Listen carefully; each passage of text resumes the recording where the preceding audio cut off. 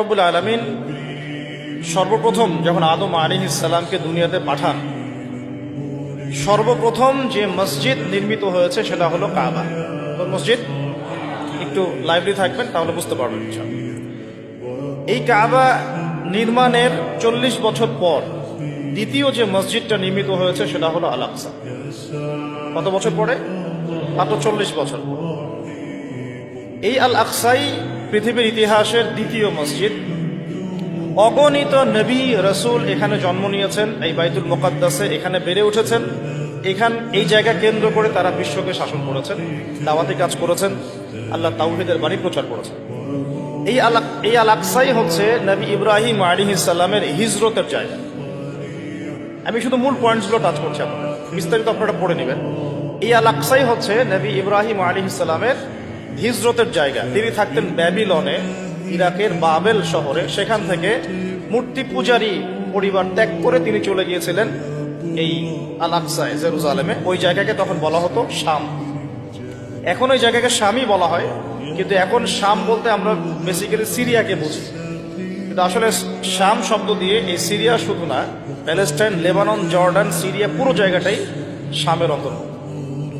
আগে ওই জায়গাকে বলা হতো কেনান। কি বলা হতো? কেনান। তো ইব্রাহিম আলাইহিস সালাম যখন সেখানে হিজরত করেন, সেখানে তাকে কেন্দ্র করে একটা প্রশস্ত নববী আদর্শ, তাওহীদের প্রতিষ্ঠা, একটা নববী রুহানি পরিবেশ গড়ে ওঠে। এবং ইব্রাহিম আলাইহিস সালামের দুজন স্ত্রী ছিলেন, সারা আলাইহিস সালাম এবং হাজারা আলাইহিস সালাম। সারা আলাইহিস সালাম তার সাথে ওখানে থাকতেন, ওই কেনানে, অর্থাৎ বাইতুল মুকাদ্দাসের কাছাকাছি। আর আরেক স্ত্রী হাজারা আলাইহিস সালাম থাকতেন এই মক্কায়, কাবায়, যাকে কেন্দ্র করে এখানে একটা সভ্যতা গড়ে ওঠে, যেটা আপনারা জানেন ইসমাইল আলাইহিস সালামের কুরবানি। এবং এই বংশেই নবী সাল্লাল্লাহু আলাইহি ওয়াসাল্লামের একজন দাদা আছেন, তার নাম হলো আদনান। আবু তো আদনান না, আদনান। এবং এই আদনান কেন্দ্র করে ওখানে আদনানি আরব বলে একটা ট্রাইব চালু আছে। ওখানে আরবের অনেকগুলো ধারা আছে, আরবে আরিবা, আরবে বাইদা, আরবে মুস্তারিবা। এভাবে আস্তে আস্তে একটা পর্যায়ে গিয়ে আদনানি আরব একটা আরব দেখা যায়। এই বংশের একজন মহাপুরুষের নাম হলো ইসমাইল আলাইহিস সালাম। এই বংশের ইসমাইল আলাইহিস সালাম থেকেই আস্তে আস্তে আস্তে আস্তে এদিকে আসে। আর এই আদনানি আরব যারা, তাদের বংশেই শেষ নবী মুহাম্মদ সাল্লাল্লাহু আলাইহি ওয়াসাল্লামের জন্ম হয়েছে। কারণ এই বংশেই হচ্ছে বনু হাশিম এবং কোরাইশদের মধ্যে একটা ট্রাইব বনু হাশিম। বনু হাশিমের মধ্যে আমাদের প্রিয় নবী মুহাম্মদ রাসূলুল্লাহ সাল্লাল্লাহু আলাইহি ওয়াসাল্লামের জন্ম হয়েছে। তো এখন যদি কেউ বলে আদনানি গোষ্ঠী, কথাটা ভালোভাবে নিতে হবে, তাই না? একটা ডিফারেন্স পাওয়া গেল। আচ্ছা, তো এখানে একটা ট্রাইব দেখছি আমরা মক্কায়, আরেকটা ট্রাইব দেখছি আমরা কেনানে, যেটাকে আমরা বলছি বাইতুল মুকাদ্দাস। ওইখানে ইব্রাহিম আলাইহিস সালামের আরেক সন্তান বেড়ে উঠতে লাগলেন, তার নাম হচ্ছে ইসহাক আলাইহিস সালাম। ইসহাক আলাইহিস সালামের যে সন্তান, তার নাম হলো ইয়াকুব আলাইহিস সালাম। আর ইয়াকুব আলাইহিস সালামের আরেকটা নাম হচ্ছে ইসরাঈল। ইয়াকুব আলাইহিস সালামের আরেক নাম হলো ইসরাঈল। এবং এই ইসরাঈল নাম থেকেই পরবর্তীতে এই বংশের নাম হয়েছে বনু ইসরাঈল। ঠিক আছে? এই বনু ইসরাঈলের মধ্যে আল্লাহ পাকের প্রেরিত বেশিরভাগ নবী এসেছেন। বলা হয় 1,24,000, কোনো জায়গায় পাওয়া যায় 2,24,000। কোরআনে আছে 25 জন নবীর নাম। স্পেসিফিকলি কত আল্লাহ ভালো জানেন। আল্লাহ পাক বলেছেন ওয়ালিকুল্লি কওমিন হাদ, আমি প্রত্যেক কওমেই হেদায়েত দেওয়ার জন্য নবী রাসূল প্রেরণ করেছি। এটার সংখ্যা আল্লাহ পাক জানেন, আমরা জানি না। তবে এতটুকু জানি, বেশিরভাগ নবী রাসূল এসেছেন এই বনু ইসরাঈলের মধ্যে। এখন এটাই সেই জায়গা যেখানে বনু ইসরাঈলরা বেড়ে ওঠে, তাদের সভ্যতা বিকাশ লাভ করে। এবং বনু ইসরাঈলকে আল্লাহ পাক একটা ওয়াদা দিয়েছিলেন, তোমরা যদি ভালো থাকো, ওয়াইন আহসানতুম আহসানতুম লিআনফুসিকুম ওয়াইন আসাতুম ফালাহা। আল্লাহ পাক ওয়াদা করছেন, তাদেরকে আরো ওয়াদা করছেন যে ওয়াইন উদ্তুম উদ্না, মানে সহজ কথায়, তোমরা যদি ভালো থাকো এই জায়গায়, তোমাদের সাথে ভালো বিহেভ করা হবে। তোমরা যদি এই ফিলিস্তিন, এই অঞ্চলটাতে ভালোভাবে বসবাস করতে চাও, আল্লাহর আদেশ মেনে চলতে পারো, তোমাদেরকে ভালোভাবেই রাখা হবে। কিন্তু তোমরা যদি উদ্ধত আচরণ করো, তোমাদেরকে এখান থেকে আমি বের করে দেব। এটা আল্লাহ পাকের সুন্নাহ। ওয়ালান তাজিদা লিসুন্নাতিল্লাহি তাবদীলা, আল্লাহ পাকের এই সুন্নতের মধ্যে কোনো ব্যত্যয় থাকবে না। এই প্রতিশ্রুতি তাদেরকে দেওয়া হলো এবং তারা সেখানে থাকতে লাগলো। প্রথমে তারা বেশ ভালোই ছিল এবং তারা কিন্তু তখন মুসলিমই ছিল, কারণ তারা আল্লাহ পাকের আনুগত্য করতেন। প্রত্যেক নবী ইহুদি ছিল না, তারা ছিল মুসলিম। এটা একটা কথা অনলাইনে চলে আসছে, হ্যাঁ, কিছু যাক ওইভাবে বলতে চাচ্ছি না, হয়তো জানে না, না জানা হতে পারে, মানুষ নাও জানতে পারে। কোন নবী রাসূল ইহুদি বলা যাবে না, তারা মুসলিম ছিলেন, কারণ তারা আল্লাহ পাকের দাসত্ব করতেন, ইখলাসের সাথে আত্মসমর্পণ করতেন। আর যে আল্লাহর সামনে আত্মসমর্পণ করে তাকে আমরা মুসলিম বলি। তা আমরা নবী রাসূলদেরকে বলবো না এভাবে তারা ইহুদি ছিলেন, না, তারা মুসলিম ছিলেন। তবে সভ্যতাটার নাম ছিল বনু ইসরাইল, বংশটার নাম ছিল বনু ইসরাইল। বনু ইসরাইল থেকে ইহুদি নাম কিভাবে হলো সেটাও আমি একটু পরে বলছি। এখন এই ইয়াকুব আলাইহিস সালামের বংশ বাড়তে লাগলো। আপনারা জানেন, সূরা ইউসুফ পড়ে দেখবেন, তার মোটামুটি 12 সন্তান হয়ে গেল। 12 সন্তানের মধ্যে এক সন্তানের নাম হলো ইউসুফ, আর তার ভাই যার নাম পাই আমরা বেনিয়ামিন, তাই না? নেতানিয়াহু না, আবার ঠিক আছে, বেনিয়ামিন। নামগুলো কেন মিলে যায় বুঝেন? তারা কিন্তু তাওরাত, ওল্ড টেস্টামেন্ট, নিউ টেস্টামেন্ট এগুলো ঘাটাঘাটি করে নামটা রাখে। ওদের একটা ভিশন আছে, ওইদিকে আমরা পড়ে আসতেছি। এখন এই ইয়াকুব আলাইহিস সালামের যে কওম, যে ট্রাইব, তার যে সন্তানরা, ওই সৎ ভাইদের গল্প আপনারা জানেন, সূরা ইউসুফ বিস্তারিত পড়লে দেখবেন তারা দুর্ভিক্ষের কবলে পড়ে সেখান থেকে মিশরে আসে। মিশরে কিভাবে আসলো তারা? আচ্ছা, তার আগে আপনাদেরকে একটা শব্দ বলি, সেটা হলো হোলি ল্যান্ড। এই শব্দটাকে মাথায় রাখবেন, হোলি ল্যান্ড। শুধু ফিলিস্তিন জুড়ে নয়, বরং মিশরের নীল নদ থেকে শুরু করে ইরাকের ইউফ্রেটিস পর্যন্ত এই পুরো জায়গাটাকে বলা হয় হোলি ল্যান্ড। এই জিনিসটা মাথায় রাখবেন। এখনকার বিশ্বের যত কিছু হচ্ছে হোলি ল্যান্ডকে কেন্দ্র করে, এবং ভবিষ্যতেও যা হবে এই বিশ্বে ওই জায়গার স্বাধীনতাকে কেন্দ্র করে। ওই জায়গার দখলদারিত্ব নিয়েই সব কনফ্লিক্টগুলো হতে থাকবে ওয়ার্ল্ডে। জায়গাটার নাম হোলি ল্যান্ড। এই হোলি ল্যান্ড শব্দটা কিন্তু কোরআন থেকে নেওয়া হয় নাই, এটা ওরা ওদের মতো করে সাজিয়ে নিয়েছে, ওদের ওল্ড টেস্টামেন্ট, নিউ টেস্টামেন্ট থেকে। তারা মনে করে এবং তারা দাবি করে, এই জিউসরা, যে এই পুরো হোলি ল্যান্ড আল্লাহ তাদেরকে দিয়েছেন। নাউজুবিল্লাহ। কাদেরকে দিয়েছেন আমরা দেখবো এখন ইনশাআল্লাহ। এখন এই হোলি ল্যান্ড বলতে শুধু ফিলিস্তিন না, তাহলে পুরো মিশর থেকে নিয়ে একদম ইউফ্রেটিস, ইরাকের ইউফ্রেটিস নদী পর্যন্ত, যেখান থেকে সোনার পাহাড় বের হবে। হাদিস তো জানেন আপনারা, যেটাকে কেন্দ্র করে মহাযুদ্ধ হবে। এখন এই হোলি ল্যান্ডে তাহলে কিভাবে আসলো বনু ইসরাইল? ওই দুর্ভিক্ষের কবলে পড়ে তারা আস্তে আস্তে এখানে আসলো খাবারের সন্ধানে। এখানে এসেই তখন ফেরোরা থাকতো। আর এই ফেরো আর মুসা আলাইহিস সালামের ফেরো কিন্তু একটা। তখন যারা থাকতো তাদেরকে বলা হতো হাইকাল গোষ্ঠী, আর কি, হাইকাল জনগোষ্ঠী। তো তারা মোটামুটি ভাবে এত অত্যাচারী ছিল না, একটু ধর্মনিরপেক্ষ টাইপের ছিল আর কি, যে যার মতো ধর্ম পালন করবে, কোনো সমস্যা নেই, এরকম ফিলোসফি ছিল। এতে করে এই বনু ইসরাইল যখন এখানে আসে, ইউসুফ আলাইহিস সালামের ভাইরা, তারা মোটামুটি একটা জায়গা করে নেয়। আর তার ভাইরা কিভাবে আসলো এখানে এটা আপনারা জানেন। প্রথমে ইউসুফকে কুয়ায় ফেলে দিল, সেখান থেকে রাজা কিনে নিল, সেখান থেকে রাজপ্রাসাদে, ওখান থেকে ওই যে প্রলোভন, জেনার প্রলোভন, সেখান থেকে তিনি কারাগারে মাশাআল্লাহ 12 থেকে 14 বছর মনে হয় ছিলেন, না, মোটামুটি 12 বছরের মতো জেল জীবন শেষ করে আবার এই রাজপ্রাসাদে অ্যাজ এ কি বলবো, খাজেন মানে হচ্ছে যার অর্থ, একটা রাষ্ট্রের অর্থের দায়িত্ব থাকে, অর্থ মন্ত্রণালয়ের প্রধান বলা যায়। একটা রাষ্ট্রের অর্থ মন্ত্রণালয়ের প্রধান হলেন ইউসুফ আলাইহিস সালাম। এই যে একটা লাইফের সার্কেল, এটাকে আল্লাহ পাক বলেছেন আহসানুল কসাস, তাই না? শব্দটা আহসানুল কসাস। তো এই উপন্যাস, সবচেয়ে শ্রেষ্ঠ উপন্যাস হলো ইউসুফ আলাইহিস সালামের এই জীবনীটা। এখন আমরা বুঝলাম যে বনু ইসরাইল কিভাবে ওই কেনান থেকে মিশরে আসলো। ইউসুফ আলাইহিস সালাম যখন এখানে পলিটিক্যাল পাওয়ারটা পেলেন, তখন তিনি বাবাকে নিয়ে আসলেন, মাকে নিয়ে আসলেন, ভাইদেরকে নিয়ে আসলেন, সবাইকে মাফ করে দিলেন। এখানে আবার বনু ইসরাইলের আবাদি গড়ে উঠল। এভাবে আস্তে আস্তে বনু ইসরাইল ছড়িয়ে যেতে লাগলো। মোটামুটি 100-200 বছর তারা এখানে খুব শান্তিতে ছিল, যতক্ষণ না এই হাইকেল জনগোষ্ঠীকে সরিয়ে দিয়ে ফেরাউনরা ক্ষমতা দখল করেছে। ফেরাউনরা আবার উগ্র, এরা আবার ওই রকম না, ওই মানে সেকুলার মাইন্ডেড না। ওরা দাবি করে যে আনা রব্বুকুমুল আ'লা, আমি তোমাদের মহান। এখানে আর ওই সুযোগ নাই ধর্ম পালনের। এবং তারা খুব বেশি অত্যাচার করতে পছন্দ করত। আপনারা কোরআন খুললেই দেখবেন প্রথম দিকে আছে ইউযাবিহুনা আবনাআকুম ওয়া ইস্তাহইউনা নিসাআকুম। বাচ্চাদেরকে জবাই করত, ছেলেদেরকে জবাই করত, মেয়েদেরকে জীবিত রাখত। এদের আন্ডারে, এই ফেরাউনদের আন্ডারে থেকে বনু ইসরাইলরা যে নির্যাতনটা স্লেভারি যে নির্যাতনটা সহ্য করেছে, এই সময়টা আমার ধারণা এই সময়টা তাদের সাইকোলজিক্যাল একটা পরিবর্তন হয়েছে।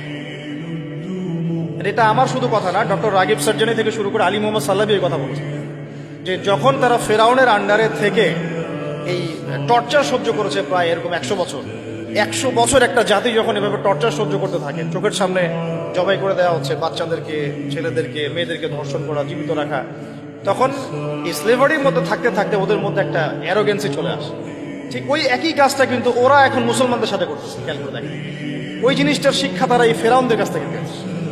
বুঝাতে পারছি আমি কথা কি? আচ্ছা, যাই হোক, এভাবে ফেরাউনদের আন্ডারে তারা থাকতে লাগলো এবং বনু ইসরাইল দাসত্বের শৃঙ্খলে আবদ্ধ হল। তারা দেখেন ওই জেরুজালেম থেকে এখানে দাসত্বের শৃঙ্খলে আবদ্ধ হওয়ার কারণ কি? আল্লাহ পাকের হুকুম আহকাম থেকে তারা সরে গিয়েছে। এবার আল্লাহ পাক আবারও তাদের প্রতি দয়া করলেন। কি দয়া করলেন? আল্লাহ পাক তাদেরকে আবার একজন নবী দিলেন। সেই নবীর নাম নবী মুসা আলাইহিস সালাম। কি নাম? মুসা আলাইহিস সালাম তাদেরকে আবার এই জায়গা থেকে উদ্ধার করলেন। ইতিহাস বলতে যাচ্ছি না, আপনারা পড়েছেন, অনেকেই জানেন।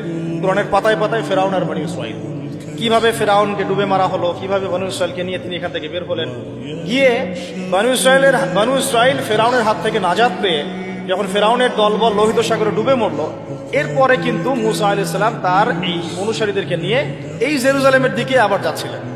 মনে আছে? তারা 40 দিনের মধ্যে বাছুর পূজা শুরু করলো, মনে আছে না? 40 দিনের মধ্যে তারা বাছুর পূজা শুরু করলো। ওখানে সামেরি নামে একজন ব্যক্তি বের হলো, সে মানুষকে মূর্তি পূজা শেখানো শুরু করলো। ইউসুফ আলাইহিস সালামের সোনালী যুগ থেকে নিয়ে মুসা আলাইহিস সালাম এই পর্যন্ত এখানেও কিন্তু মোটামুটি 200-400 বছর চলে গেছে।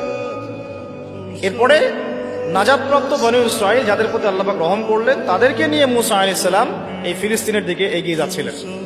যেতে যেতে আল্লাহ রাব্বুল আলামিন তাদেরকে একটা আদেশ করলেন যে ওই বাইতুল মুকাদ্দাসে এখন আমালেকা সম্প্রদায় বসবাস করছে। কোন সম্প্রদায়? এখন আমালেকা। এরা অনেক শক্তিশালী, খুবই ফিজিক্যালি স্ট্রং।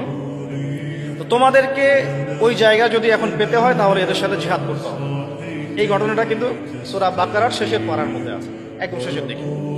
তো মুসা আলাইহিস সালামের জীবদ্দশায় এই জিহাদটা হয়নি। মুসা আলাইহিস সালামের জীবদ্দশায় এই আদেশটা এসেছিল, কিন্তু মুসা আলাইহিস সালাম তার অনুসারীদেরকে বলেছিলেন যে আল্লাহ পাক আমাদেরকে জিহাদ করে বাইতুল মুকাদ্দাস জয় করতে বলেছেন। তখন তার অনুসারী বনু ইসরাইল বলেছিল, ইযহাব আনতা ওয়া রাব্বুকা ফাকাতিলা, তুমি আর তোমার রব দিয়ে যুদ্ধ করো, আমরা এখানে বসে থাকলাম। ওয়া ইন্না হাহুনা কাঈদুন। কোন বনু ইসরাইলের কথা বললো? যাদেরকে আল্লাহ পাক একটু আগেই বিপদ থেকে উদ্ধার করে এখানে নিয়ে আসলেন। আর শর্ত আল্লাহর কি? ওয়া ইন উদতুম উদনা, ঠিক থাকলে ঠিক, বেঠিক থাকলে বেঠিক। তোমরা ঠিক থাকলে ঠিক থাকবো আমি। এখন তারা যখন যাচ্ছে, মুসা আলাইহিস সালামের জীবদ্দশা এটা হলো না। এরপরে আরো প্রায় 40 বছর আল্লাহ পাক ওদেরকে শাস্তি দিলেন। তিহ নামে একটা উপত্যকা আছে, এই উপত্যকায় আল্লাহ পাক তাদেরকে 40 বছর ঘুরিয়েছেন। সকালবেলা বের হতো, এক রাস্তায় যেত, সন্ধ্যাবেলা গিয়ে দেখতো আবার সেই রাস্তায় ফিরে আসছে, ঘুরতো তার উপত্যকায়। আল্লাহ পাক 40 বছর এই শাস্তি দিয়েছেন ওই আল্লাহ পাকের জিহাদের আদেশ লঙ্ঘন করার কারণে। ওই যে বলেছে ইযহাব আনতা ওয়া রাব্বুকা ফাকাতিলা ওয়া ইন্না হাহুনা কাঈদুন, শুধু মাইদা পড়ে দেখেন। এই আদেশটা লঙ্ঘন করার কারণে আল্লাহ পাক এভাবে শাস্তি দিয়েছেন। 40 বছর চলে গেল। এরপরে তারা আবার চিন্তা করলো যে আমরা ইস্তেগফার করে আল্লাহ থেকে ফিরে আসি। আল্লাহ পাক তৌফিকও দিলেন। আল্লাহ পাক তাদের কাছে আরো একজন নবী পাঠালেন, যার নাম হচ্ছে কি নাম? না, হারুন না, ইউশা বিন নুন। মাশাআল্লাহ, ভেরি গুড, ইউশা বিন নুন। তো ইউশা বিন নুন যখন নবী হলেন, তখন তারা আবার দাবি করলো যে আমাদেরকে জিহাদের পারমিশন দেন আল্লাহর কাছ থেকে, আমরা যুদ্ধ করে আমালেকা সম্প্রদায়কে বের করে দিয়ে আমরা বাইতুল মুকাদ্দাস জয় করব। দেখেন ইতিহাস কত ঘুরছে ওই জায়গাকে কেন্দ্র করে। আর এটা অক্টোবর মাসের ঘটনা না, এটা ঘটনা প্রায় 5000 বছর পুরাতন হিস্ট্রি এটা। তারপরে ওই নবী বলছেন যে আল্লাহ যদি আদেশ করেন তোমরা কি আবার পৃষ্ঠ প্রদর্শন করবে না? তো তারা বলছে না, আমরা কেন পালিয়ে যাব? আমাদের সন্তানদেরকে হত্যা করা হচ্ছে, ইত্যাদি ইত্যাদি, বাড়িঘর থেকে উচ্ছেদ করা হচ্ছে, আমরা কেন জিহাদ করব? ওয়া লানা আল্লা নুকাতিলা ফি সাবিলিল্লাহ ওয়া কাদ উখরিজনা মিন দিয়ারিনা ওয়া আবনাইনা, সূরা বাকারার শেষের দিকে পড়বে। তো এখন আল্লাহ পাক যখন আদেশ করলেন, তখন তারা বলছে আমরা এই নেতাকে মানি না। আল্লাহ পাক একজন নেতা নিযুক্ত করলেন, যার নাম হচ্ছে তালুত। যার নাম তালুত। তো তালুতকে তারা আর মানতে চাচ্ছে না, কারণ কিভাবে তালুত নেতা হতে পারে? ওর তো সম্পদও নাই, ওর তো স্ট্যাটাসও নাই। আমাদের মানে পরিবেশে নেতা হওয়ার মানদণ্ড যার সম্পদ থাকতে হয়, স্ট্যাটাস থাকতে হয়। আল্লাহ পাক বললেন যে আমি তাকে দুটো গুণ দিয়েছি, নেতৃত্বের আমি তাকে স্পেশাল দুটো গুণ দিয়েছি। ওয়া যাদাহু বাসতাতান ফিল ইলমি ওয়াল জিসমি, আল্লাহ পাক তাকে জিসম এবং ইলম দিয়েছেন। সুবহানাল্লাহ। নেতৃত্বের গুণাবলী কি পেলাম আমরা এখন? জিসম মানে ফিজিক্যালি সুস্থ থাকতে হবে এবং শারীরিকভাবে শক্তিশালী হতে হবে এবং ইলম থাকতে হবে। এখন এসবের দরকার হয় না, দরকার হয় এখন খালি দরকার হয় তার চরিত্র ফুলের মতো পবিত্র। That's all. যাই হোক, ওইদিকে যাচ্ছি না। আর কিছু বিষয় নিয়ে কথা বলার রুচি হয় না আমার, এটা তার মধ্যে একটা। এখন আসুন, ইউশা বিন নুনের আন্ডারে তালুত সেনাবাহিনী নিয়ে এগিয়ে গেলেন বাইতুল মুকাদ্দাসের বনে। বাইতুল মুকাদ্দাসকে জয় করার জন্য আল্লাহ পাক পরীক্ষা নিলেন যে এই নদী পার হওয়ার জন্য একটা শর্ত, নদী পার হবে, পানি খেতে পারবে না, যারা পানি পান করবে তারা আমার সাথে যুদ্ধ করতে পারবে না। তাফসীরের কিতাবে আসছে যে মাত্র 313 জন পানি পান করে নাই, বাকি সবাই পানি পান করছে। মাত্র 313 জন পানি পান করে নাই, বাকি সবাই পানি পান করছে। এখন তালুত এই 313কে নিয়ে এগিয়ে গেলেন বাইতুল মুকাদ্দাসের দিকে। যুদ্ধ চলতে লাগলো। যুদ্ধের মধ্যে দাউদ আলাইহিস সালাম ছিলেন সেনাবাহিনীতে একজন, তখন তার বয়স মাত্র 15-16 হবে। তো ওই দিক থেকে আসছে একজন সেনা আমালেকা সম্প্রদায়ের, তার নাম জালুত। সে খুবই শক্তিশালী, একজনই একাই সে 10 জনের সাথে লড়তে পারে। এদিক থেকে মাত্র একজন ছোট কিশোর দাউদ আলাইহিস সালাম, যিনি তালুতের সেনাবাহিনীর মধ্যে আছেন। উনি কিন্তু এখনো নবী নন, ঠিক আছে, উনি কিন্তু এখনো নবুয়ত পান নাই, সেনাবাহিনীর মধ্যে আছেন। একটা গুলতি নিক্ষেপ করে তালুতের এক চোখকে তিনি ফুটা করে ফেললেন। সরি, জালুতের এক চোখে ফুটা করে ফেললেন কে? দাউদ আলাইহিস সালাম। দাউদ আলাইহিস সালাম মাত্র একটা গুলতি দিয়ে জালুতের বর্ম পরা ছিল, শুধু চোখ দেখা যাচ্ছিল, ওই চোখ বরাবর নিশানা করে তার চোখটাকে ফুটা করে ফেললেন। এতে করে জালুত মারা গেল। জালুতের মৃত্যু দেখে ওই আমালেকা সম্প্রদায় ভয়ে কাঁপতে লাগলো। মাত্র 313 নিয়ে তালুত এই বাইতুল মুকাদ্দাস জয় করলেন। বাইতুল মুকাদ্দাস জয় করার দিনে আসরের ওয়াক্ত হয়ে যাচ্ছিল, সূর্য ডুবে যাচ্ছিল। তখন তালুত আল্লাহর কাছে দোয়া করেন, এই নবী এবং তালুত তারা সবাই মিলে এই 313 জন আল্লাহর কাছে দোয়া করেন, আল্লাহ আমাদেরকে একটু সময় দান করেন, বরকত দান করেন, যাতে করে আমরা যুদ্ধটা শেষ করতে পারি, আজকে আমরা যেন ওখানে প্রবেশ করতে পারি। আল্লাহ রাব্বুল আলামিন সুবহানাল্লাহ এই সূর্যের ঘূর্ণনটাকে থামিয়ে দিলেন। ইতিহাসে এটা একবার হয়েছে, কোরআন সাক্ষী আছে, হাদিসে সাক্ষী আছে, দলিল আছে। এটা কিন্তু দাজ্জালের সময় হবে কিনা আল্লাহ ভালো জানেন, কারণ তখন কিন্তু প্রথম দিনটা 1 বছরের সমান হবে। কিভাবে একটা দিন 1 বছরের সমান হতে পারে আমাদেরকে ভাবতে হবে। তো এটা হয়েছে হিস্ট্রিতে একবার, সূর্যের ঘূর্ণন আল্লাহ থামিয়ে দিয়েছেন, তারা যুদ্ধ করেছে, বাইতুল মুকাদ্দাস জয় করেছে। কারা এরা? এরা বনু ইসরাইল, তালুতের বাহিনী, ইউশা বিন নুনের উত্তরসূরি, এবং এইখানে আছে দাউদ আলাইহিস সালাম। তারপরে দাউদ আলাইহিস সালাম সেখানে নবী হলেন। তার আগে বনু ইসরাইল ভালোভাবেই চললো, কোনো সমস্যা করে নাই। এরপরে দাউদ আলাইহিস সালাম যখন ক্ষমতায় আসলেন, নবুয়ত পেলেন, তাকে 40 বছর আল্লাহ পাক ওই জায়গা থেকে বিশ্ব শাসন করার অধিকার দিয়ে দিলেন। তাহলে বাইতুল মুকাদ্দাস এবং আল আকসার ওই জায়গা থেকে 40 বছর বিশ্ব শাসন করেছেন দাউদ আলাইহিস সালাম। এবং তার শাসনটা এত সমৃদ্ধ ছিল যে তিনি যখন জাবুর তেলাওয়াত করতেন, তখন এই যে পাখি, মাছ, এগুলো সবাই কাছাকাছি চলে আসতো শোনার জন্য। আল্লাহ পাক তাকে স্পেশাল অনেকগুলো ক্ষমতা দিয়েছেন, যেমন লোহা, তামা, এগুলোর উপর একটা কর্তৃত্ব দিয়েছেন। যেভাবে ইচ্ছা তিনি এটাকে ঘুরাতে ফেরাতে পারতেন, অস্ত্র শস্ত্র বানাতে পারতেন। আল্লাহ পাক অনেক মর্যাদা দিয়েছেন দাউদ আলাইহিস সালাম। আর দাউদ আলাইহিস সালাম সম্পর্কে আরেকটা হাদিস আপনাকে বলে দেই যে আদম আলাইহিস সালাম কিন্তু তার সন্তানদের সবাইকে দেখেছেন। সব সন্তান থেকে তার সামনে আমাদের সবাইকে দেখেছেন তিনি। আপনি আপনি আপনি আমি সবাই, সবার মানে প্রতিবিম্ব এবং সেই পিঁপড়ার আকৃতিতে আল্লাহ রাব্বুল আলামিন তার সামনে উপস্থাপন করেছিলেন। এবং এটা তিনি সবাইকে দেখেছেন, এবং একজনকে দেখে তার খুব পছন্দ হয়েছে, খুব ভালো লেগেছে, মিষ্টি, খুব ভালো লেগেছে, আকর্ষণীয়। জিজ্ঞাসা করেছেন, আল্লাহ আমার এই সন্তানের নাম কি? আল্লাহ পাক বলেছেন তার নাম দাউদ। তার হায়াত কত? আল্লাহ পাক বলছেন 60 বছর। তখন তিনি বলছেন আদম আলাইহিস সালাম, আল্লাহ আমার হায়াত থেকে 40 বছর তাকে দিয়ে। দাউদ আলাইহিস সালাম 100 বছর বেঁচে ছিলেন। দাউদ আলাইহিস সালাম সম্পর্কে আরেকটা আয়াত আছে কোরআন, এটা স্পেশাল। আল্লাহ পাক দুজনকেই, মাত্র 2 জন নবীকে আল্লাহ পাক কোরআনে খলিফা বলেছেন। যদিও প্রত্যেক নবী আল্লাহ খলিফা, প্রত্যেক ন্যায়পরায়ণ শাসক আল্লাহ খলিফা, কিন্তু আল্লাহ পাক স্পেশালি 2 জন নবীকে খলিফা বলে সম্বোধন করেছেন। একজন হচ্ছেন আদম আলাইহিস সালাম, আরেকজন দাউদ আলাইহিস সালাম। এগুলো মিলাবেন।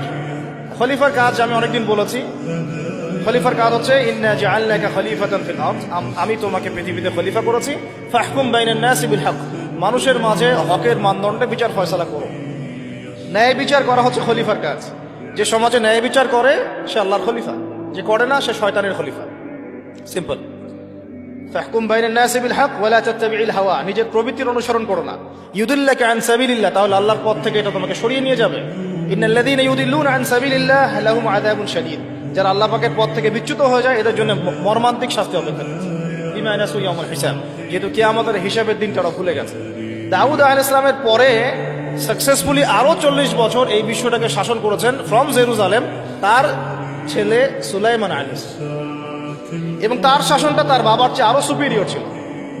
এমন শাসন, এমন সভ্যতা যেটা পৃথিবীর ইতিহাসে না কখনো ছিল, না এখন আছে, না কখনো হবে, না কখনো হবে। এমনকি ঈসা ইবনে মারিয়ামের সময়ও না, যিনি সামনে 40 বছর খেলাফা ওখান থেকে কায়েম করবেন, তখনও না। কারণ তিনি দোয়া করেছেন, রব্বি হাবলি মুলকান লা ইয়ানবাগি লি আহাদ, আল্লাহ আমাকে এমন এক রাজত্ব দেন যেটা আপনি আর কখনো কাউকে দেন নাই, দিবেন।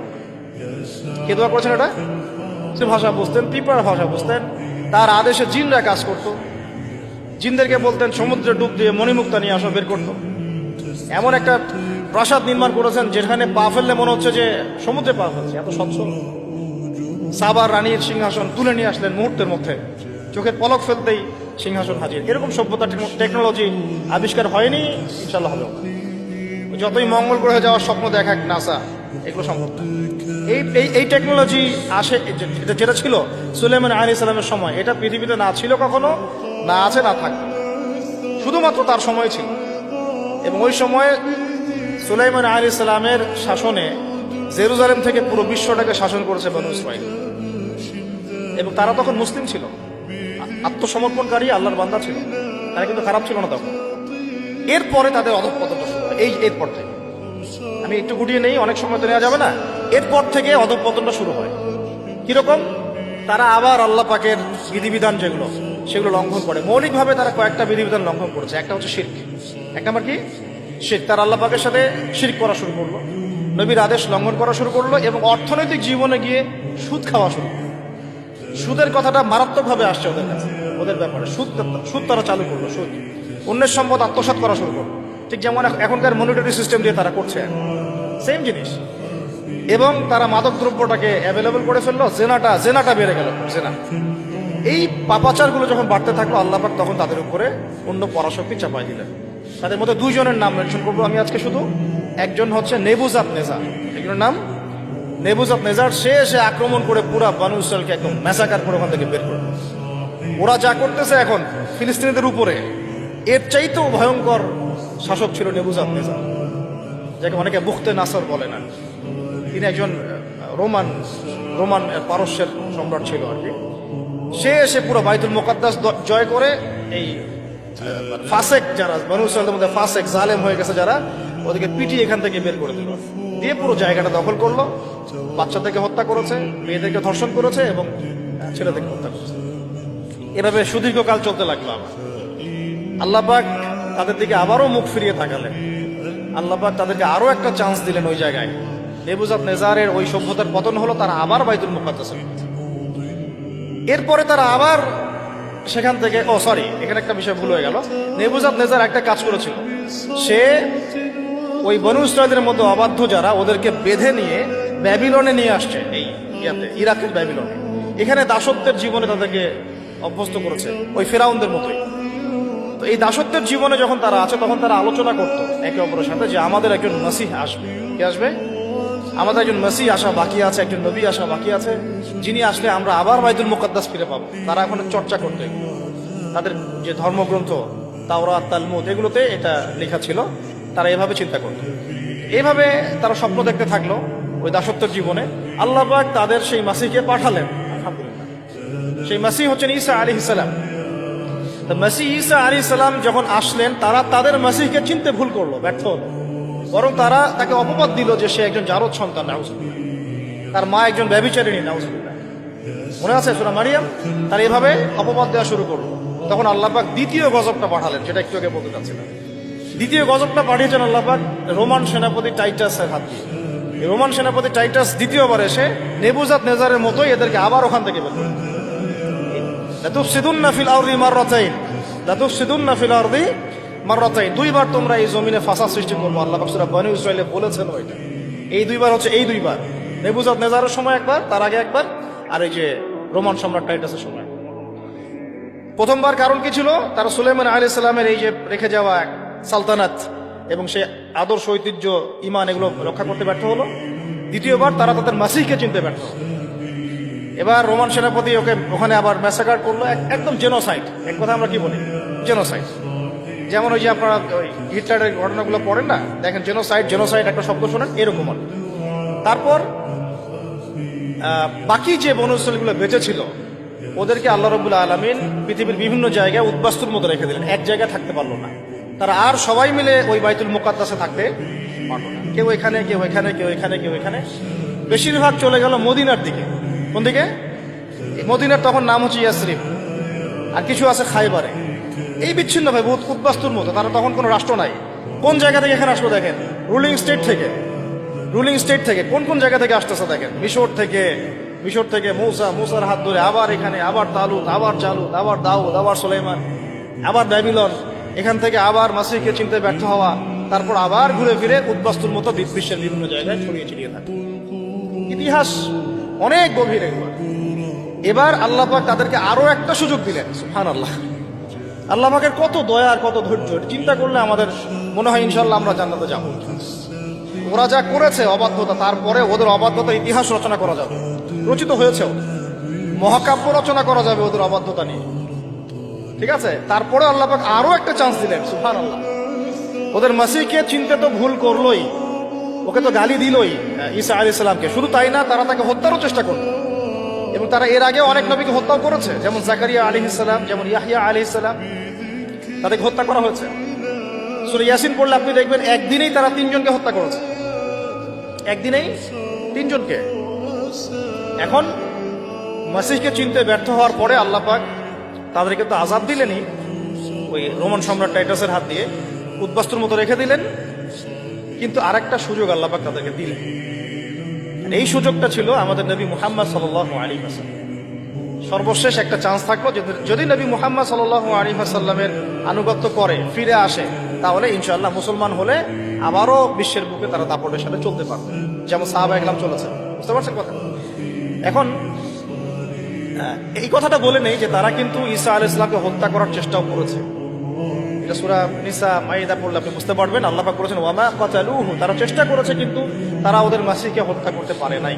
ওয়ামা সালাবুহু, তারা তাকে ক্রুশবিদ্ধ করতে পারে নাই। বাল রাফাআহু আল্লাহু ইলাইহি, বরং আল্লাহ পাক তাকে তার কাছে উঠিয়ে নিয়েছে।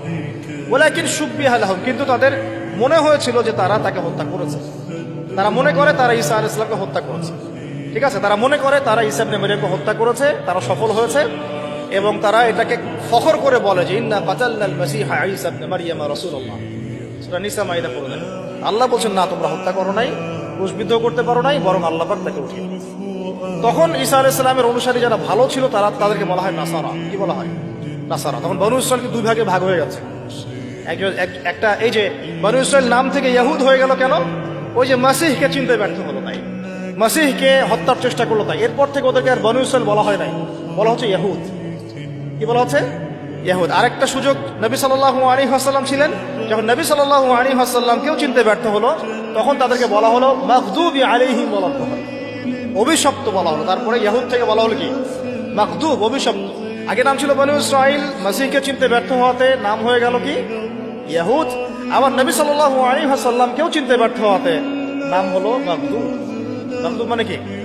অভিশপ্ত। এই যে আমরা প্রত্যেক নামাজে পড়ি না, গায়রিল মাগদুবি আলাইহিম ওয়া লাদ্দাল্লিন, আল্লাহ আমাদেরকে মাগদুবদের পথে নিও না আর দল্লিনদের পথে নিও না। মাগদুব ইজ ইকুয়াল টু ইহুদ, আর দল্লিন ইজ ইকুয়াল টু নাসারা, খ্রিস্টান। এখন আমরা বাংলাদেশের মাটিতে শুনি যে তারা নাকি মুশরিক ছিল না। আল্লাহ পাক বলছেন তারা মাগদুব। আর বাংলার মাটিতে অনেকে বলেন, অনেক নামধারী স্কলার, তারা বলেন স্কলারশিপ অফ ইসলাম, তারা বলছেন যে ইহুদিরা মূর্তি পূজা করতো না, মুশরিক ছিল না। অথচ এখানে আমরা বলেন নাউজুবিল্লাহ, আস্তাগফিরুল্লাহ, আল্লাহ পাক বলেছেন মাগদুব, অভিশপ্ত। ওইটা আমার টপিক না, ওইদিকে আমি যাচ্ছি না, আমি আলোচনা শেষ করে দিচ্ছি, 5 মিনিট সময় নিচ্ছি। এখানে আপনি দেখেন প্রথম চান্সটা কি ছিল? ফিরে আসার, মাসিহকে চিনতে পারলো না। দ্বিতীয় চান্স হচ্ছে নবী সাল্লাল্লাহু আলাইহি ওয়াসাল্লাম ইতাআত, সেটা করলো না। কিভাবে?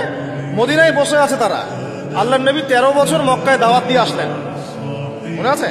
13 বছর মক্কায় দাওয়াত দিয়ে আসলেন, নিজে তিনি হিজরত করে আসলেন ইহুদিদের দরজায়। এমন না যে তারা গিয়েছে মক্কায়, ব্যাপারটা কেমন, বরং নবী সাল্লাল্লাহু আলাইহি ওয়াসাল্লাম 13 বছর মক্কায় দাওয়াতি কাজ করে হিজরত করে, এই মক্কা 13 বছর তো কি হয়েছে আপনারা জানেন, প্রচন্ড কষ্ট, নির্যাতন, নিপীড়ন সহ্য করে গুটি কয়েক সাহাবীকে নিয়ে তিনি চলে আসলেন কোথায়, মদিনায়। এই মদিনায় বসবাস করছে বাকি ইহুদিরা, বনু কুরাইজা, বনু কাইনুকা, বনু নাজির আর খায়বারের মধ্যে কিছু, এই এতটুকু বাকি আছে ওদের পৃথিবীতে, আর কিন্তু নাই। ওই রুলিং স্টেট থেকে এই পর্যায়ে চলে আসছে। শেষ চান্স, নবী সাল্লাল্লাহু আলাইহি ওয়াসাল্লামের যদি আনুগত্য করে তাহলে ইনশাআল্লাহ আল্লাহ মাফ করে দিবেন, বরং ডাবল নেকি দিবেন আল্লাহ বলেছেন। ওই নবীকে মানারও নেকি দিবেন, আবার এই নবীকে মানারও নেকি দিবেন। কিন্তু আল্লাহ নবী তাদের ঘরের সামনে আসলেন, তাদের কিবলাকে অনুসরণ করে 16 মাস নামাজও পড়লেন, সুবহানাল্লাহ। তাদের স্মরণে যে আশুরার সওম রাখলেন, তাই না, নাজাতে মুসা, আমরা রাখলাম না সওম। কেন ওদের কেবলা ফলো করলাম? একাত্মতা পোষণ করার জন্য, যে আমরা সবাই এক, সবাই মুসলিম, প্রত্যেক নবী আল্লাহর পক্ষ থেকে আসছেন। লা নুফাররিকু বাইনা আহাদিন মির রুসুলিহি, এটা প্রমাণ করলাম আমরা। শুধু তাই না, ওখান থেকে মেরাজও হলো, সুবহানাল্লাহ। আল্লাহর নবীকে ওখানে নিয়ে যাওয়া হলো, সেখান থেকে মেরাজ হলো, ওখানে তিনি নবীদের ইমামতি করলেন।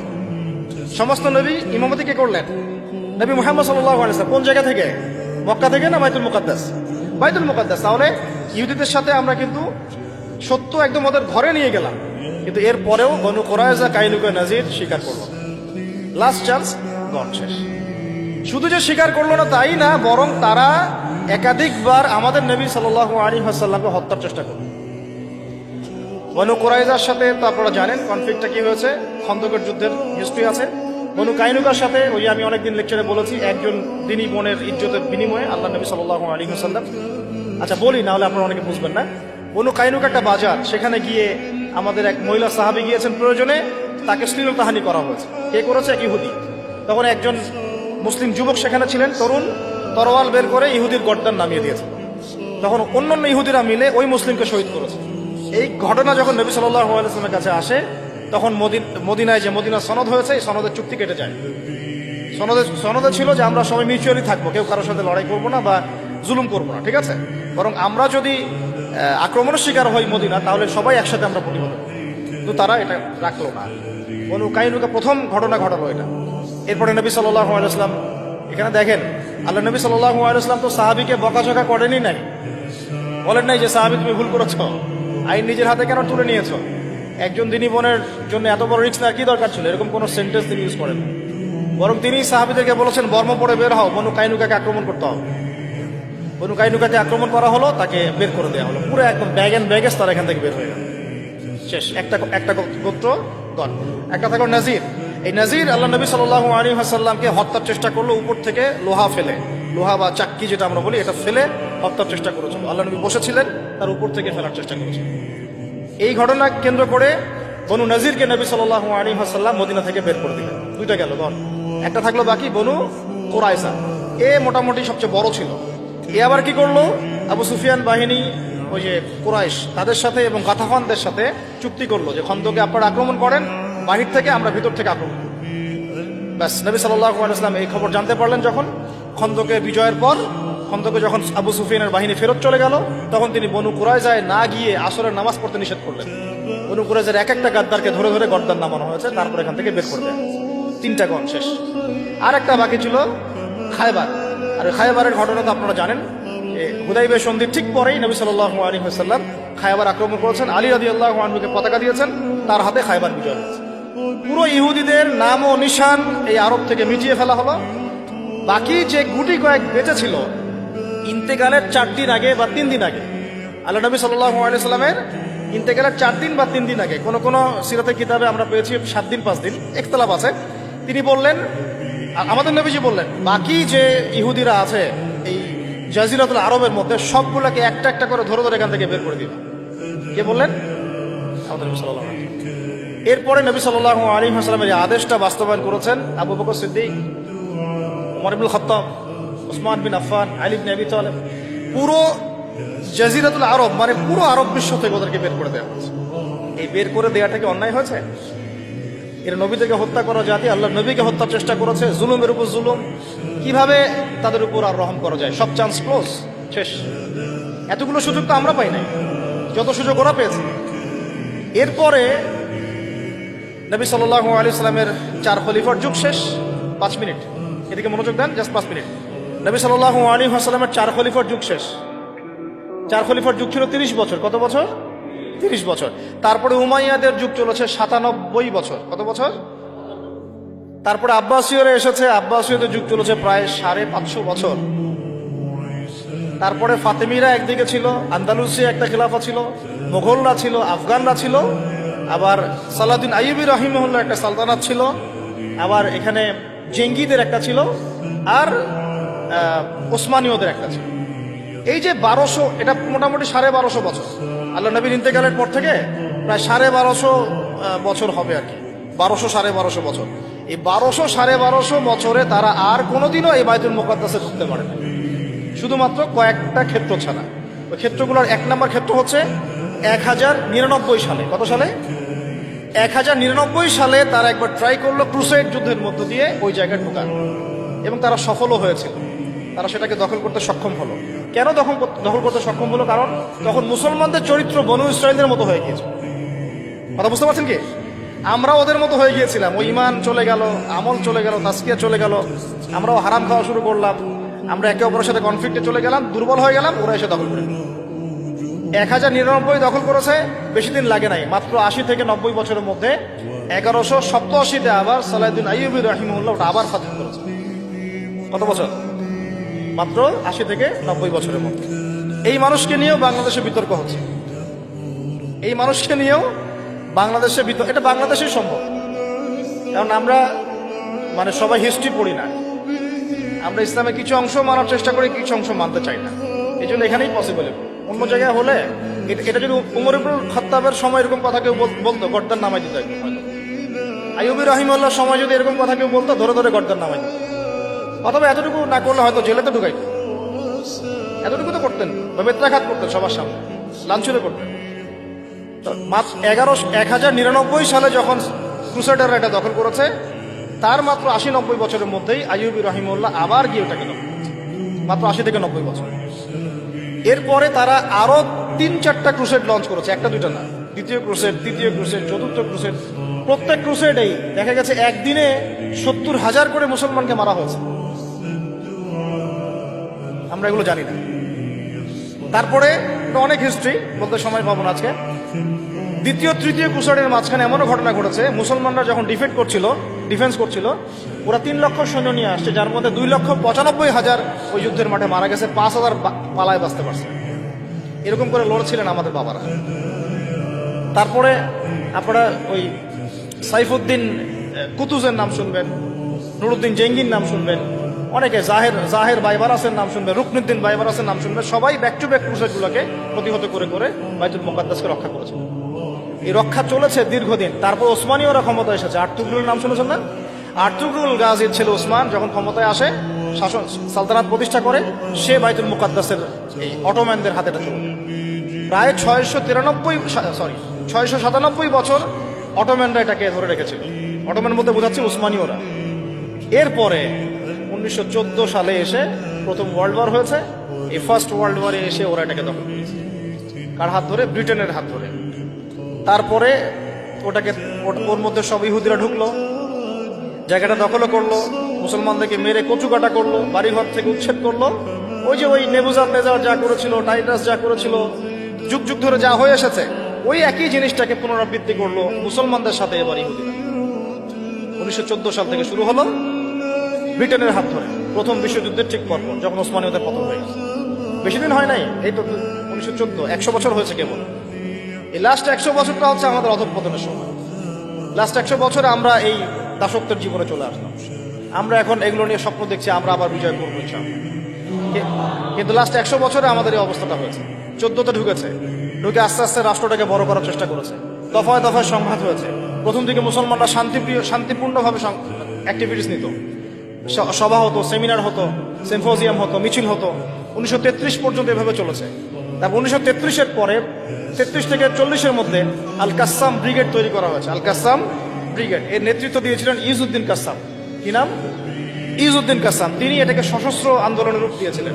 তখন ওদের সাথে আমাদের সশস্ত্র জিহাদগুলো শুরু হয়েছে আবার নতুন। এটা অক্টোবর মাসে শুরু হয় নাই, 1914 সাল থেকে শুরু হয়েছে, যখন তার এই জায়গা দখল করেছে। আমাকে বলেন তো ফিকহের ফতোয়া কি হবে যখন তারা এই জায়গাটা দখল করবে? ওই দিন থেকেই কি জিহাদ ফরজ হয়ে যায়নি ওখানে? হয় নাই? এবং ওই যে সুদীর্ঘ 100 বছরে যে মুসলমানরা করে আসছে, তাহলে এটা কি নতুন করে তারা লঞ্চ করলো না? 100 বছর থেকেই হচ্ছে। ইতিহাস না জানলে মানুষ মনে করবে যে অক্টোবর থেকে শুরু হলো, মনে হয় ন। ইউসুদ্দিন কাসসাম এটা 1935 থেকে 40-এর মধ্যে ফর্ম করা হয়েছে। দীর্ঘদিন এভাবে চলতে আসে 48 সাল পর্যন্ত ব্রিটেনের সহযোগিতায় তারা ওই রাষ্ট্রের মধ্যে ঘাঁটি গেড়ে বসতে পারে। কত সাল পর্যন্ত? 48। তারপরে ওয়ার্ল্ডের মধ্যে একটা পরিবর্তন আসে। ওই যে 45-এ যখন সেকেন্ড ওয়ার্ল্ড ওয়ার হয়, তখন রুলিং স্টেট চেঞ্জ হয়ে যায়, ব্রিটেনের জায়গায় চলে আসে আমেরিকা, এবং আমেরিকার হাত ধরে ওরা আরো শক্তিশালী হওয়া শুরু করে। ব্রিটেন ওদেরকে পেলে পোষে বড় করেছিল, আমেরিকা তাকে আরো বেশি তেল দেওয়া শুরু করলো। আস্তে আস্তে ওকে একদম শিশু শাবক থেকে একদম দানবের রূপ দিল। কথা বোঝার চেষ্টা করেন। ব্রিটেন ওকে শিশু শাবকের মতো মানে লালন পালন করেছে, আর ইউএসএ আসা রুলিং স্টেট হওয়ার পর ওকে দানবের আকৃতি দিয়েছে। সব ধরনের support, economic support, political support, geopolitical support, মিডিয়ার সাপোর্ট, প্রযুক্তির সাপোর্ট, পারমাণবিক ওয়েপন্স, এভরিথিং তারা প্রোভাইড করেছে। পুরো 48 থেকে নিয়ে এই যে এখন 23 পর্যন্ত দফায় দফায় 4টা বা 5টা বড় বড় যুদ্ধ হয়েছিল। 1963-তে হয়েছে, মনে আছে আপনাদের? 50-তে হয়েছে, 63-তে হয়েছে, তারপরে আপনার 72-এ হয়েছে, তারপরে ওই যে বাদশাহ ফয়সালের অয়েল বয়কট হয়েছে 73-এর দিকে, 74-এর দিকে, মনে আছে আপনাদের? এগুলো হিস্ট্রি। 4টা-5টা ওয়ার হয়েছে আরব ইসরায়েল। কারেন্ট অ্যাফেয়ার্স গুলো পড়ে দেখেন, আপনারা পাবেন। 4টা-5টা দফায় হয়েছে, কিন্তু কোনোটাতেই মুসলমানরা আর পেরে ওঠে নাই। লাস্ট এই 100 বছরে মুসলমান আর পেরে ওঠে নাই। 5টা-6টা রাষ্ট্র মিলে একা তার সাথে লড়তে পারে নাই। সে একা 5-6টা রাষ্ট্রের এগেনস্টে লড়েছে। আপনি কি মনে করছেন তাদের? তারা ওই আগের ওই দুর্বল অবস্থায় নাই, তারা সবকিছু নিয়ন্ত্রণ নিয়ে নিয়েছে ওই জায়গা থেকে, এই দুটো রাষ্ট্রের হাত ধরে ধরে। প্রত্যেকটা ডিপার্টমেন্ট ওয়াইজ আমি মেনশন করলাম কোন কোন ডিপার্টমেন্ট। তারপরে আস্তে আস্তে যখন ইন্তেফাদা শুরু হলো 80-র দশকের দিক থেকে, 83, 87, 94, এই করতে করতে 1993-তে অসলো শান্তি চুক্তি হয়েছিল। আপনারা পড়ে দেবেন। দ্বিজাতি, এর আগে আবার দ্বিজাতি নীতি হয়েছে, ইত্যাদি ইত্যাদি। দ্বিজাতি নীতি মুসলমানরা কখনো মানে নাই। কেন আমরা দুটো রাষ্ট্রনীতি মানবো? ওটা আমাদের জায়গায়, আমাদের এক রাষ্ট্রনীতি থাকবে। তোমরা এখানে বাইরে থেকে উড়ে এসে জুড়ে বসছো, এখান থেকে তোমরা চলে যাবা। তোমরা উড়ে এসে জুড়ে বসছো, তোমরা চলে যাবা। আমরা কেন এটাকে ভাগের নীতিতে যাবো? মুসলমানরা যায়নি কখনো। অসলো শান্তি চুক্তির পরে যখন মুসলমানদের মধ্যে নমনীয়তা আসলো, তখন সৃষ্টি হয়েছে হামাস। এটা এখন হয়নি। 1993-তে, 1994-এ হয়েছে, 1994 সালে। তারপরে আস্তে আস্তে আস্তে আস্তে ওরা শক্তিশালী হওয়া শুরু করলো, এবং চতুর্দিক থেকে ইয়েমেনের সাপোর্ট, এদিকে ইরানের সাপোর্ট, কিছু কিছু ক্ষেত্রে আরব কান্ট্রিগুলোর সাপোর্ট, কাতার, কুয়েত, আবুধাবি, লেবানন, জর্ডান, এদের সাপোর্টে আস্তে আস্তে ওরা ওই জায়গাটুকুর মধ্যে তাদের কার্যক্রম পরিচালিত করতে হবে। মূলত তারা মূল বিষয়টা হচ্ছে ওই জায়গাটুকু বাদ দিয়ে বাকি সব জায়গায় তারা দখল করে ফেলবে। আদতে সব জায়গায় পরাধীন, শুধু ওই জায়গাটা এখন পর্যন্ত স্বাধীন। তাদের বুঝতে পারেন নাই? আদতে এই লাস্ট 100 বছরে তারা আরবের উপর নিয়ন্ত্রণ নিল। মাত্র এই 90 বছরে তারা মোটামুটি ভাবে 80 থেকে 85% জায়গা দখল করে ফেললো। এদিকে পশ্চিম তীর বাদ দিয়ে আর গাজা বাদ দিয়ে বাকি থাকলো অল্প কিছু ল্যান্ড। এই ল্যান্ডটুকুর মধ্যে মুসলমান ভাইরা তাদের কাছে যা আছে এটা দিয়ে প্রতিহত করা শুরু করে। দফায় দফায় দফায় দফায় প্রত্যেক বছর রমজান মাসে হামলা হচ্ছে, মসজিদ থেকে বের করে দেওয়া হচ্ছে। এখন তো দেখছেন নতুন করে হিস্ট্রিগুলো আবার মানুষের স্মৃতিতে আসছে। আমরা খুব ইতিহাস বলা জাতি, ইস্যু পাগল জাতি। একটা ইস্যু সামনে আসলে আমরা তখন চর্চা করি, তারপর আমরা ভুলে যাই। ঠিক আছে, আমরা কনফারেন্স করলাম, অনেক কিছু করলাম, লেখালেখি করলাম, ফেসবুক কাঁপাই দিলাম, দেখেন আস্তে আস্তে সব ঠান্ডা হয়ে গেছে। আমরা হচ্ছে এরকম একটা জাতি। এই কারণেই আমাদের স্মৃতিতে যেন এটা জীবিত থাকে, এই জন্য প্রত্যেকটা লেকচারের মধ্যে আলাক্সা ইস্যু আসা উচিত। কেন? কারণ এটা আমাদের ফাইনাল ডেস্টিনেশন। কেমন করে বোঝাচ্ছি, এখান থেকে শেষ করে দিব 2 মিনিটে। এই যে তারা পুরো জায়গাটার উপর এত জুলুম করলো, এবং মুসলমানরা তাদের জান মাল সময় শ্রম দিয়ে সর্বোচ্চ শক্তি দিয়ে প্রতিহত করার চেষ্টা করলো। আপনাদের কি মনে হয় কতগুলো মুসলমান মারা গেছে? আমি আপনাদেরকে একটা পরিসংখ্যান করে দিই। প্রতিদিন গড়ে 2.5 জন করে, প্রতিদিন গড়ে 2.5 জন করে মুসলমানকে মারা হয়েছে। কত লক্ষ দিনী বোনকে উঠানো হয়েছে তার ঠিক নাই। কত ভাই কারাগারে এখন নির্মম নির্যাতন সহ্য করছেন ঠিক নাই। কতজনকে গুপ্ত হত্যা করে মারা হয়েছে ঠিক নাই। কতগুলো বাচ্চাকে মারা হয়েছে তারও ঠিক নাই। লাস্ট 1 মাসে যদি আপনি দেখেন 20,000 সামথিং, লাস্ট 1 মাসে 20,000 সামথিং, তাহলে আপনি হিসেব করে নেন যে লাস্ট 100 বছরে কত। এরপরেও এগুলো নিয়ে প্রশ্ন তুলছে কিছু মানুষ যে তারা ভুল করছে, তাদের প্রতিহত করা ঠিক হচ্ছে না, পাগলের কাজ করছে, কুকুরের মতো ঘেউ ঘেউ করছে, সহি হচ্ছে না, আকীদা ঠিক নাই, ওদের পদ্ধতি ঠিক নাই। আমি মানে এত বেশি ফেড আপ এই কথাগুলোতে যে এগুলো মুখে উচ্চারণ করতে আমার লজ্জা লাগে, ঘৃণা লাগে, লজ্জা লাগে, বলতে ইচ্ছা করে না।